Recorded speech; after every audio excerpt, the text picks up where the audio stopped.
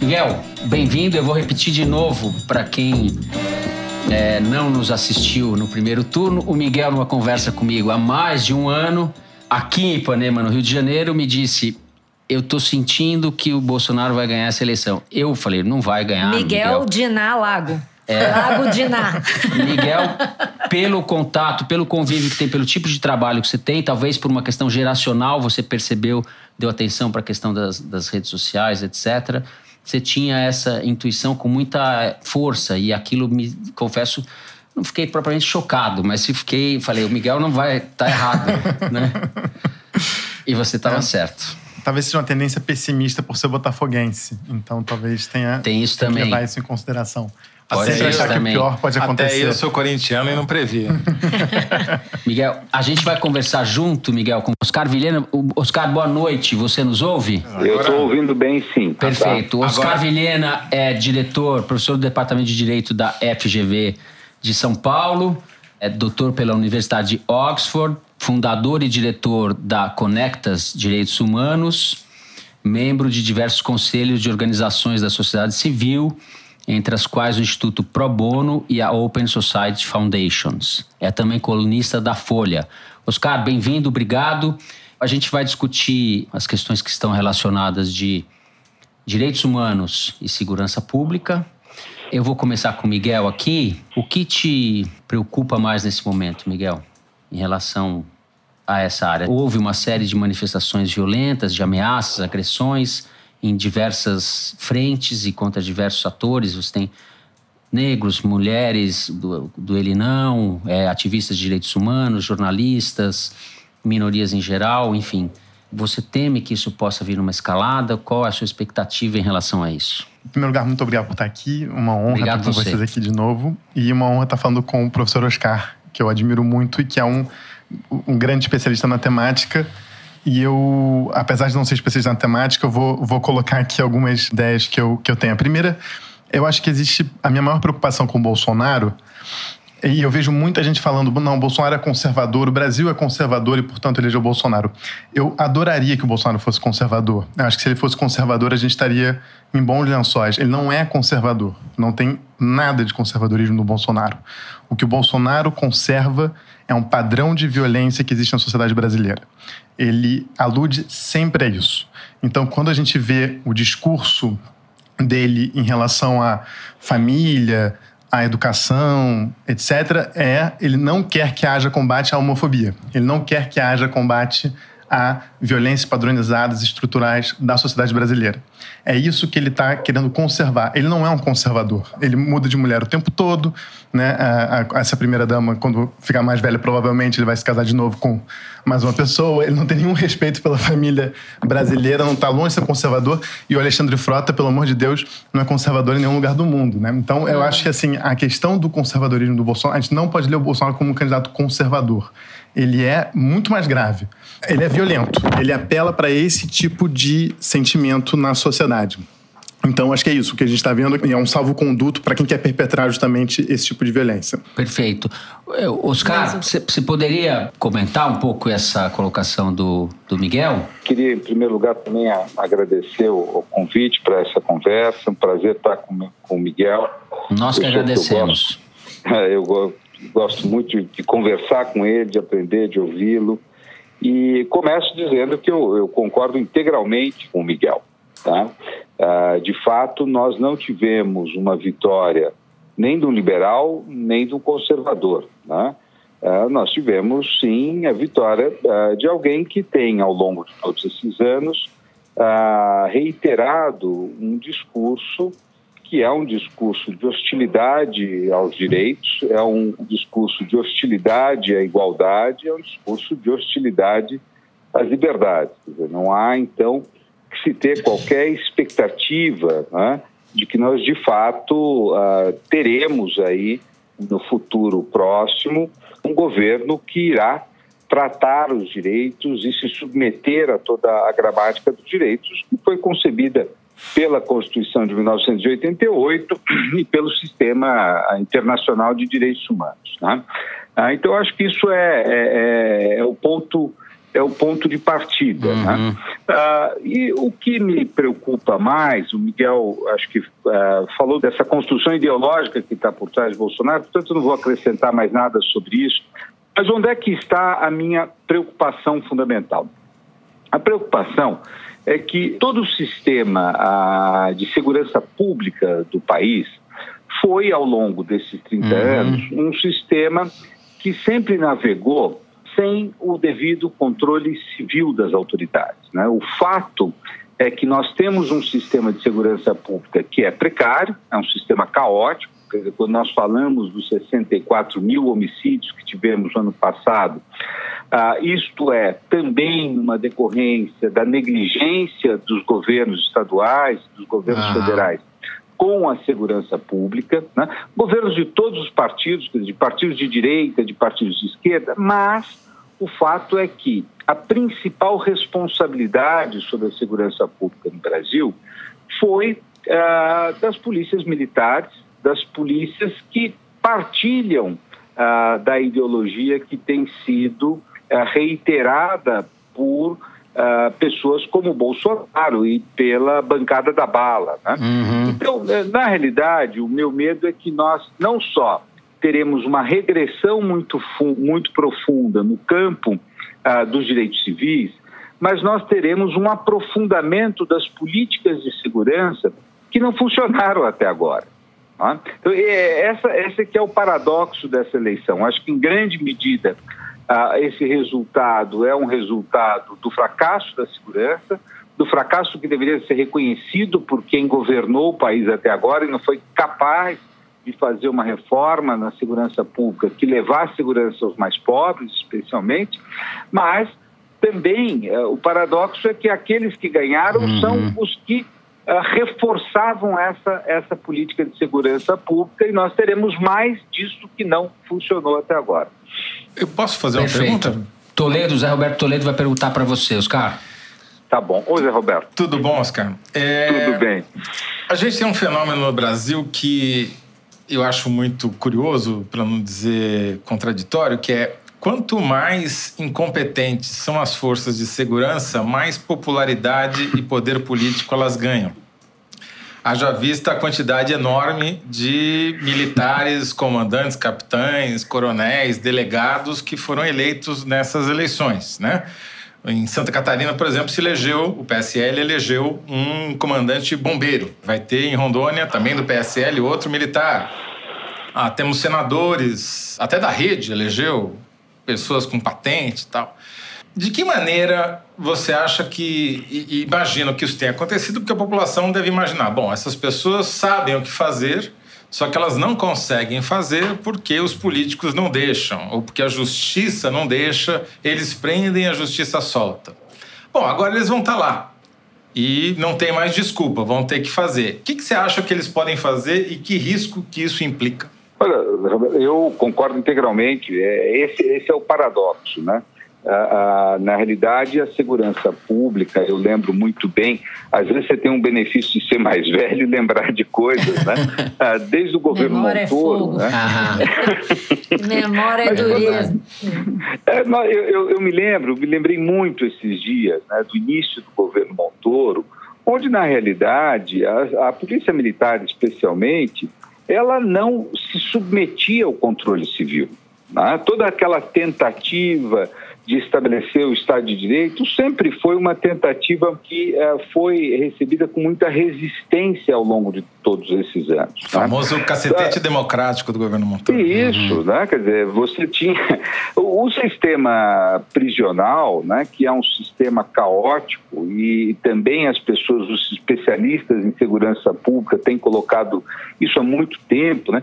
Quanto pior é o sistema prisional, as suas consequências para a criminalidade são maiores. Tá? Muitos de nós temos dito hoje o principal centro de cooptação dos jovens que depois vão para o crime organizado é o sistema penitenciário. Ele prende mal, ele mistura os presos e esses jovens, quando saem dentro do PCC, saem dentro de outras bandeiras do crime organizado.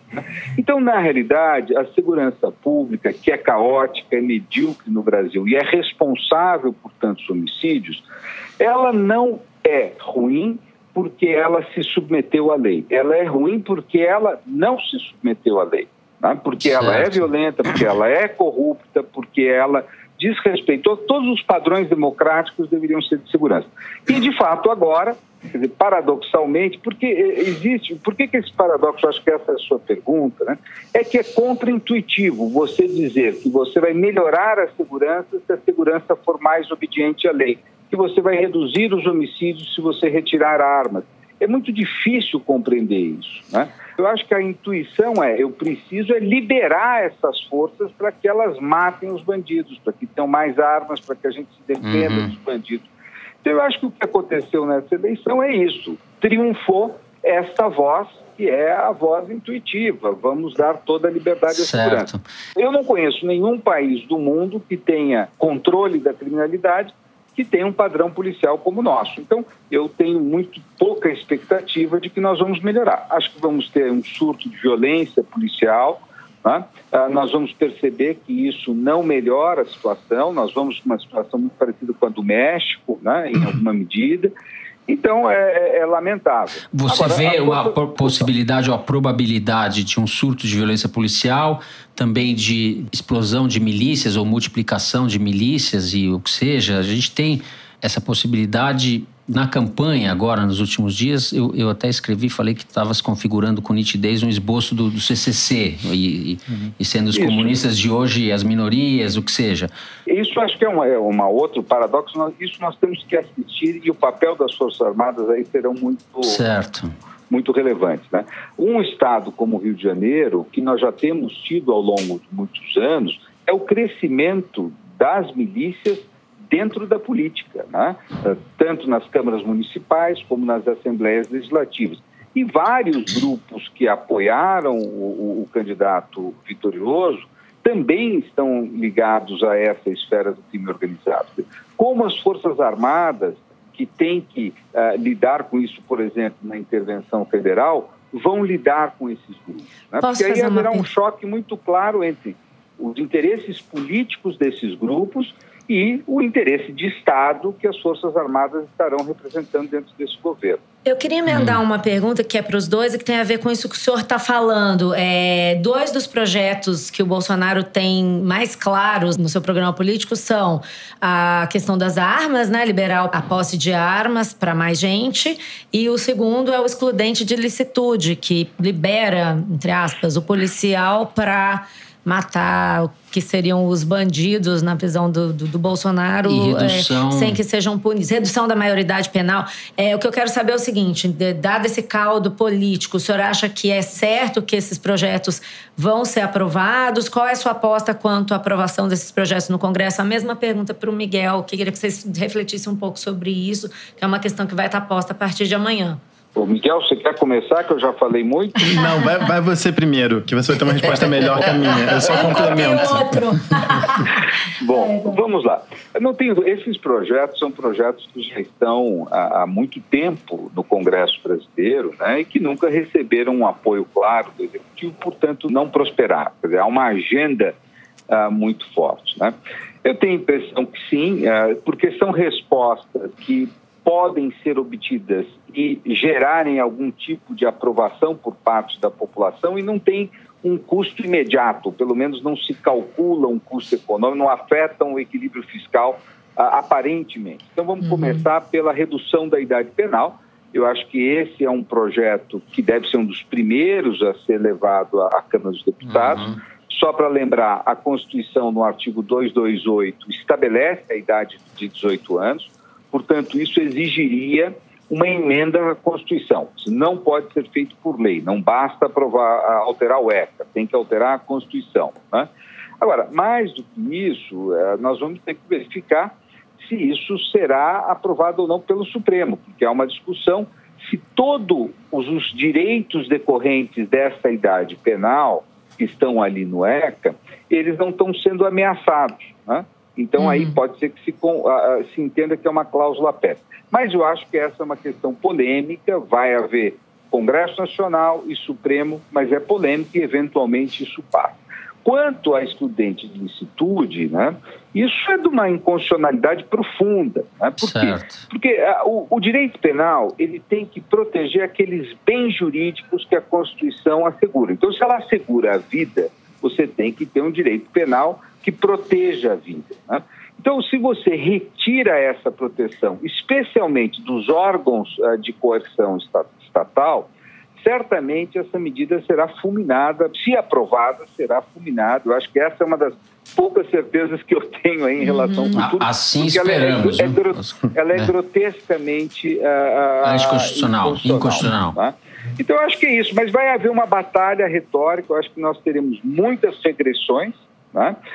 E teremos algumas preservações. O papel do Supremo nos próximos 4 anos será fundamental, com todo o risco que isso tem. O Supremo está muito abalado, o Supremo está muito dividido, mas, sem dúvida nenhuma, é um órgão contramajoritário que vai ter que desempenhar um papel importante aí se nós quisermos proteger a Constituição. Passar a palavra para o Miguel, a pergunta da Malu, Miguel, mas eu queria acrescentar, acho que é mais ou menos a mesma coisa, em relação às entidades ligadas a direitos humanos, às ONGs, que tipo de retrocesso, de ameaça vocês veem? Desde corte de verba até outro tipo de constrangimento? Eu acho em que mundo a gente está entrando em relação a isso? Que é a área que vocês dois atuam. Só para complementar o que o Oscar disse, eu concordo totalmente com ele. E do ponto de vista de direito, eu, enfim, entendo que o excludente de licitude seja muito difícil de ser modificado e que o STF... Mas, de fato, já acontece, né? Quer dizer, de alguma maneira. Quer dizer, você já tem uma violência policial muito grande, você já tem muito abuso de poder e a gente tem diversas instituições de controle externo da atividade policial que, na realidade, não performam bem, em todo caso. A minha pergunta inclusive para o Oscar, se ele acha que Bolsonaro pode fazer para tornar as agências de controle externo, que já fazem um trabalho mediano, para não dizer bastante ruim, completamente inócuas, né? Quer dizer, o que ele pode fazer dentro do Ministério Público, o que ele pode fazer das corregedorias de polícia? Essa é a primeira pergunta. Então, quer dizer, para além da mudança de direito, o que de fato pode acontecer e que pode justamente promover, digamos, um excludente de licitude de fato no país, apesar de você não mudar a lei. Inclusive, eu acho que esse é o maior risco do Bolsonaro, da gente manter uma democracia formal, as instituições funcionam pela letra da lei, mas de maneira totalmente esvaziada de conteúdo democrático de fato. Você tem tropas de policiais militares que veneram o Bolsonaro tem um canal direto com eles. Quer dizer, como é que a gente vai segurar... Isso é importante da gente comentar, sim, exatamente. Né? Como a coisa funciona. Então, assim, quer dizer, ele tem canais de WhatsApp que ele fala diretamente, né? E esse policial militar está muito mais disposto a servir o Bolsonaro do que servir o governador, que é o chefe, na realidade, hierárquico dele, ou o secretário de segurança, ou enfim. No Rio vai ser mais ou menos a mesma coisa, né? Agora vai ser isso. No outro, não só no Rio. Outro, e os de baixo mandam nos de cima e vai ficar uma... Exatamente. A outra coisa sobre as ONGs, acho que o Oscar vai ter uma série de coisas para falar, mas eu acho que a primeira coisa que, para mim, claramente vai estar colocada é o que outros países já fizeram, né? Quer dizer, outros presidentes ou primeiro-ministros nacional-populistas, semifascistas, semipalhaços, como o Bolsonaro, foram eleitos no mundo. A gente tem, por exemplo, na Hungria, na Polônia, enfim, na Rússia, na Índia, por exemplo, proibiram financiamento externo, então financiamento internacional a organizações. Enfim, não é muito difícil o Bolsonaro fazer isso, por exemplo. Então, cortar recursos que vêm de fora por uma questão de soberania nacional, aquele discurso nacionalista tosco e bem básico que a gente já está familiarizado. Você concorda com isso, Oscar? Então, a pergunta número 1 do Miguel. O Miguel tinha que responder, não ficar me fazendo pergunta. Eu tô interessado em saber. É truque, tá de truque, Miguel. Mas eu acho que o Miguel colocou uma coisa que é muito importante, é o seguinte. As forças de segurança brasileira, polícia militar especialmente, mas a polícia civil também, elas jamais se submeteram ao controle civil no sentido completo da palavra. Tá? Nós temos estados onde houve avanços muito grandes, mas temos estados onde isso simplesmente não aconteceu. Tá?